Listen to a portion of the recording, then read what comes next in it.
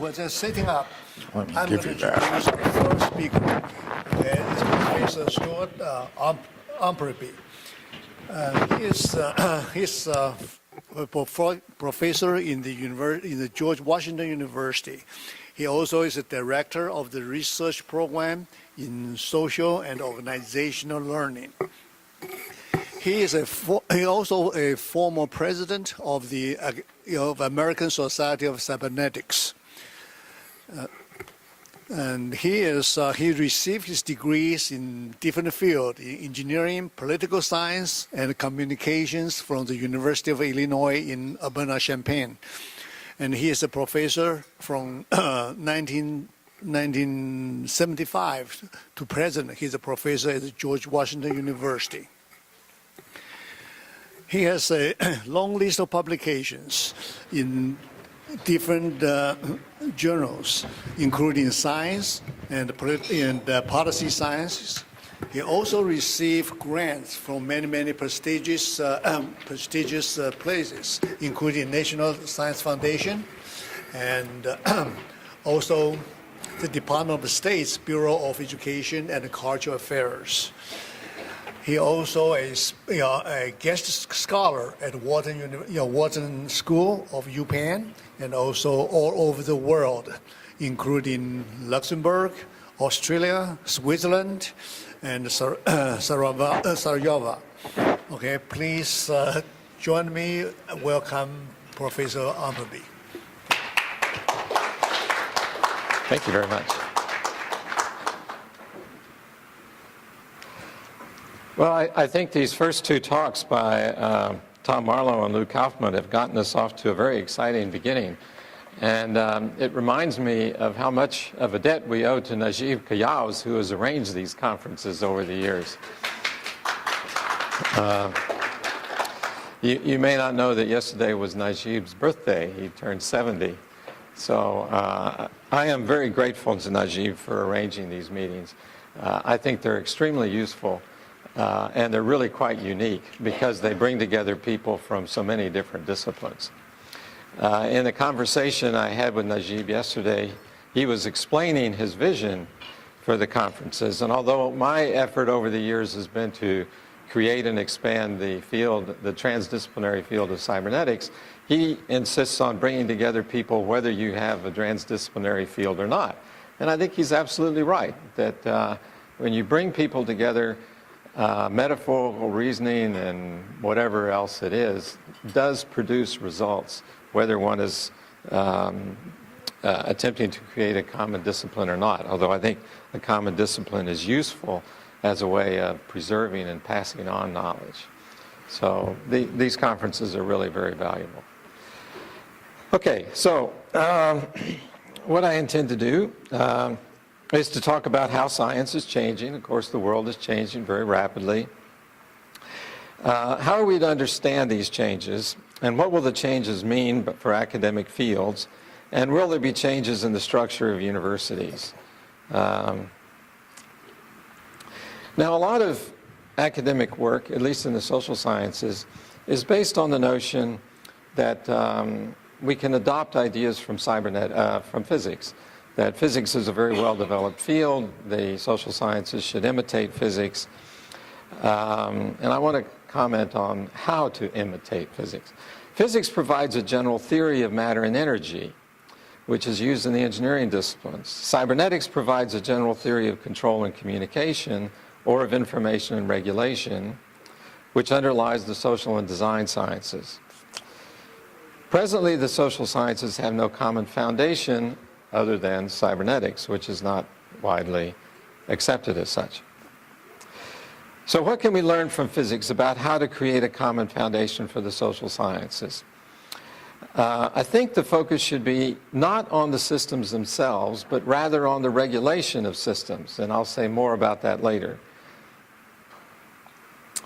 Current thinking about imitating physics is to use Popper's idea of conjectures and refutations, create a hypothesis, ideally a mathematical model, and then test it with empirical data. And then there's the belief that quantitative predictions are better than merely qualitative predictions. An alternative way of imitating physics is to use the correspondence principle to make incremental advances.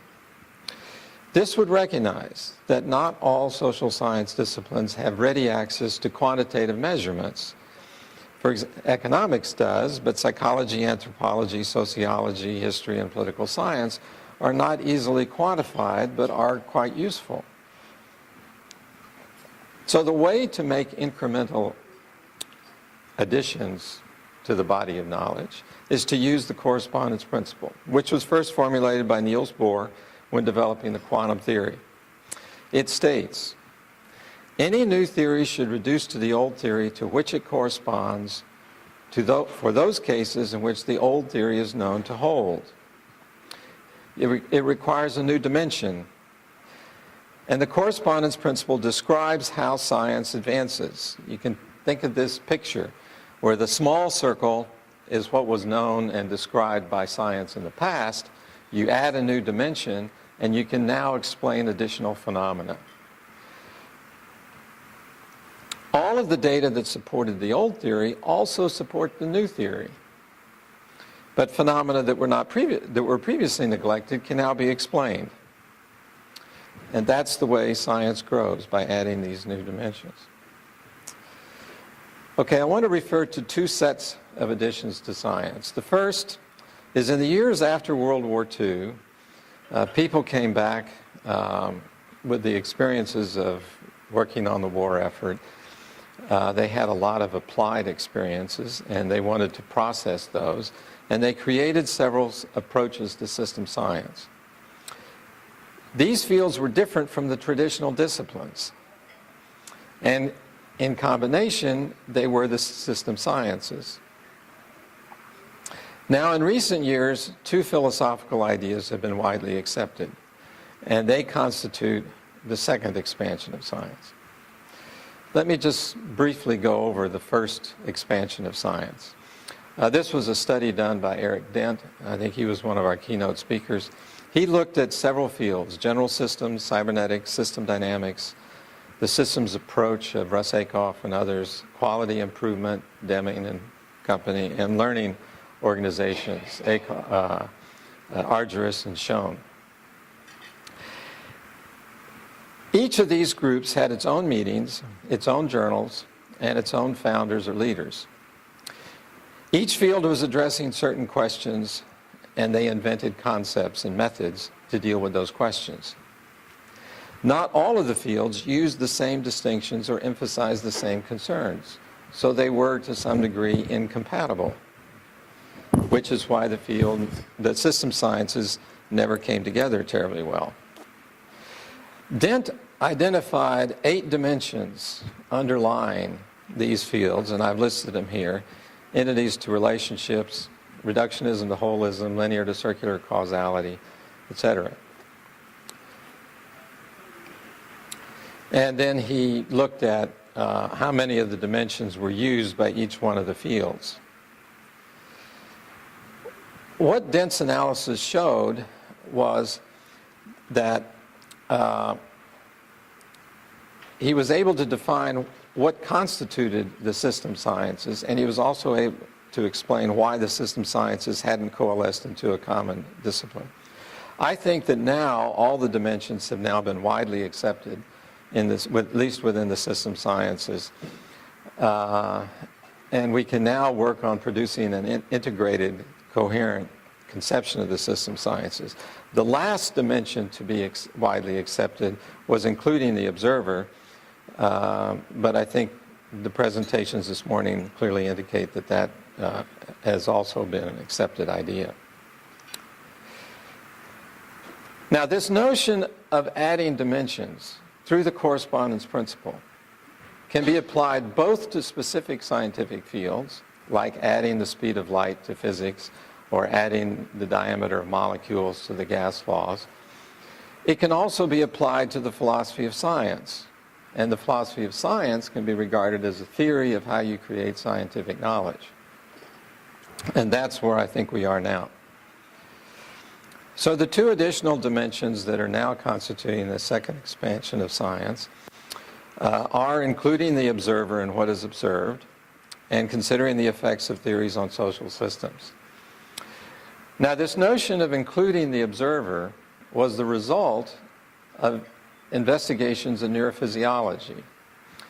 That is, the cyberneticians, beginning as early as the 1940s, were interested in cognition and explaining cognition and in testing philosophical notions of epistemology, the theory of knowledge, by looking at neurophysiology. That's called experimental epistemology, McCulloch's phrase.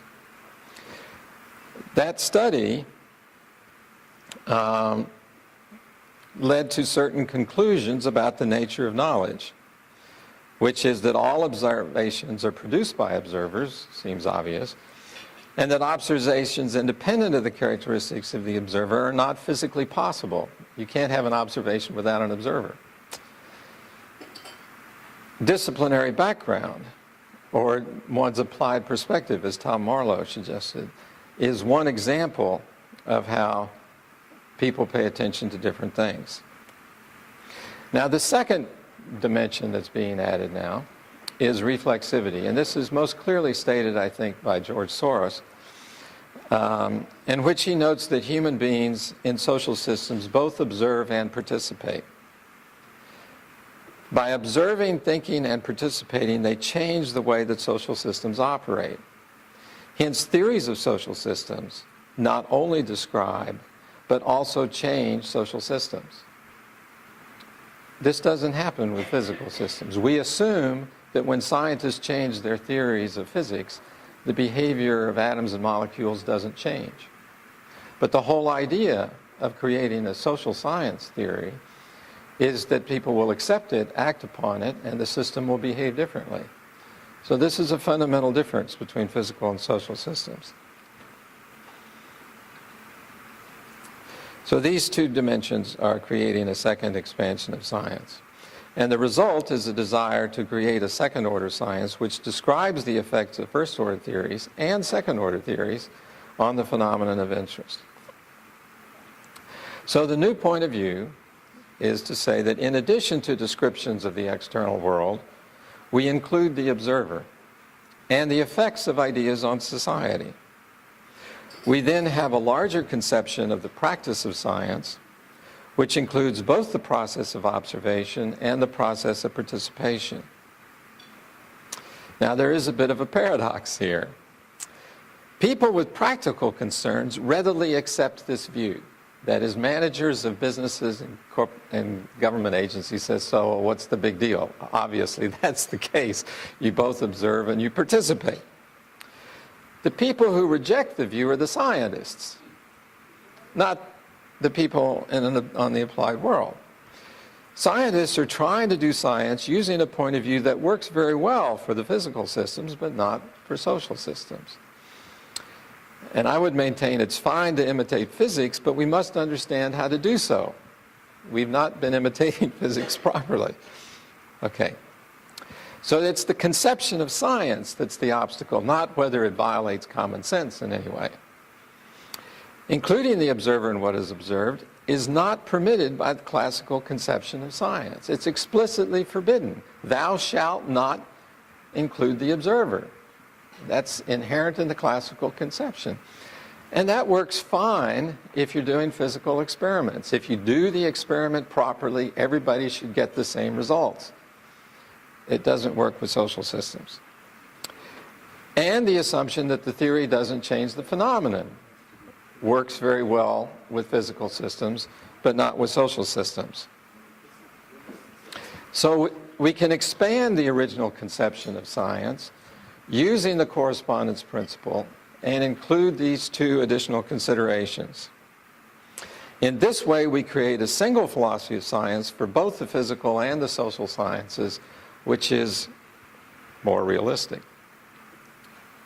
So the advantages in adopting the new view is that we pay attention to additional considerations. We're more likely to achieve requisite variety.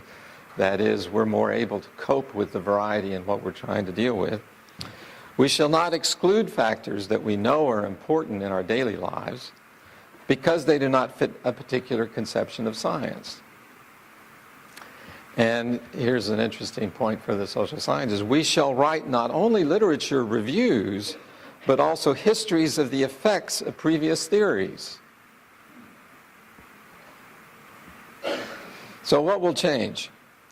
In the social sciences, there'll be less focus on model building and data analysis as sources of knowledge, my guess. There'll be more attention to participation, design, and holistic social experimentation. There'll be less emphasis on specialized knowledge and more attention to the integration and use of knowledge as this point of view diffuses within society. Let me give an example of what I mean by this. There's a lot of interest nowadays in complex adaptive systems. This is an idea that was largely invented in the 1980s at the Santa Fe Institute. It's based on cellular automata, genetic algorithms. Emergence is a key issue, and complexity results from interactions among many agents. I'm sorry I missed the discussion yesterday of complexity. In the 1960s at the Biological Computer Laboratory and in the field of cybernetics, there was also discussion of self-organizing systems. In this view, emergence results from a system going to equilibrium. I can give examples of this, but it takes time. And the variety in the regulator must be at least as great as the variety in the system being regulated. Now, let me try to explain this a little better. If we view complexity as characteristic of the observed system, then we have less control. We're likely to assume that a particular conception of the system is somehow complete and that complexity lies within a particular conceptualization.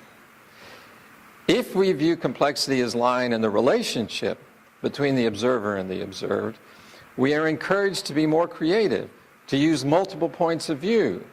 Tom Marlowe gave a wonderful explanation of that if you have multiple points of view, you're going to have a larger set of concerns to deal with. So the criterion of success shifts from data to successful, purposeful action.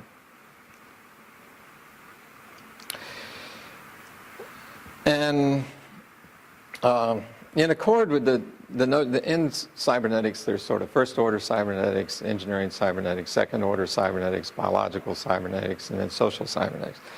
If you apply that similar conception to conceptions of science, you can say that you're concerned with observations that are formulated as interacting variables describing some reference system. This is the way most dissertations are done. How does variable A affect variable B? Or one could pay attention to the observers as well as what they describe, like Tom Marlowe did.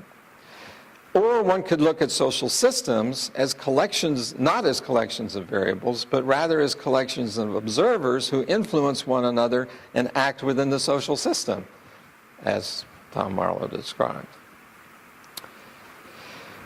Okay, now, what are the chances that this set of ideas will survive within contemporary universities? There may be troubles. I don't see any strong movement toward the adoption and expansion of the system sciences, at least in the United States. In the 80s and 90s, in the United States, most system science institutes were closed. Now there is increased specialization due to the quest for higher ratings. All universities are trying to get into the top 100 universities around the world, and the rating systems are based on publications of the faculty in specific journals within their field. So there's a very strong movement at the present time to narrow the concerns of the faculty so that they publish in the proper journals in order to get their department or school ranked within this world system of universities. Now, I think it's great that all universities are trying to improve, but I'm not at all convinced that this is the way to improve, by narrowing the focus. So that's a problem. Okay, what are some effects in the business school literature? Most business schools, students study accounting, marketing, finance, and so forth. There may be a capstone course, which is a business game.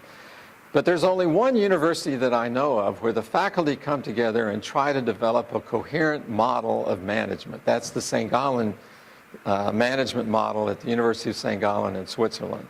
They have created an integrated model, and they update it every year. All their students know it. They go out into the world. They have this common language that they speak. I think that's an example of what business schools ought to be doing, So if you're interested in that, look at the St. Gallen management model in a web search. In economics, there's something very interesting, and that is there are sort of basically 2 points of view. One ideological group says regulation is sometimes necessary. The other ideological group says minimize government regulation. And each point of view says, I'm right and you're wrong, and then they argue with one another. There is no theory that resolves that debate. No theory within economics that resolves that debate. The way it gets resolved is through the political process. Somebody has greater influence in Congress or in the executive branch. So in order to resolve that debate within economics, you have to go outside economics to political science or a general theory of control to optimize. Okay, these concerns are not particularly new. John Warfield dealt with them. John Warfield was the editor of Systems Research and had a long career in the system sciences. And he proposed the wand-waiver solution. If you want to find this, just do a web search on wand-waiver solution. He observed that system science institutes and universities did not last. That is, they were eliminated. And there were 3 forces that killed them off. One was narrow conceptions of disciplines. The second was accrediting organizations, which would carve off the management part from a system science institute and put it in the business school. They'd carve off the healthcare part and put it in the medical school. Pretty soon the system just sort of evaporated. Portfolio management is an approach used by many university administrators. They come in, they want to focus on areas of excellence, so they eliminate all the little things, system science institutes, so they can concentrate their resources on areas of excellence without understanding it's the system science stuff that work as a catalyst to generate ideas. So how to solve this problem? You have the natural tendency of university towards specialization. He says, well, you have to protect these system sciences. So he said, think of a university as having a heritage college, which is everything you've learned from the past, sciences, humanities, languages, so forth. Then there's the professional college, which consists of business, law, medicine, engineering, agriculture. And then you have the Horizons College, which designs solutions to present and projected problems. The Horizons College would be similar to an institute for advanced study, except that it would also have a curriculum. The core curriculum would be system science and cybernetics. There would be a focus on solving practical problems. The permanent faculty would major in systems and cybernetics, but other faculty members from the university would circulate through the Horizons College to work on specific problems. So it would catalyze activities throughout the university. The purpose of the Horizons College would be first to protect systems and cybernetics from accrediting organizations, specialized accrediting organizations. Second, it would increase problem-solving activities in universities. It would further develop systems and cybernetics through applied work, and it would provide opportunities for interdisciplinary cooperation. So, in conclusion, science is expanding, but there is not yet a home for the new disciplines within contemporary universities. They are pursued as a result of the enthusiasm of the people in the field, but we're a minority. Many disciplines have been affected, and more disciplines will be affected. The structure of universities may change, and universities will probably become more active in solving large social problems if the new epistemology is widely accepted. So.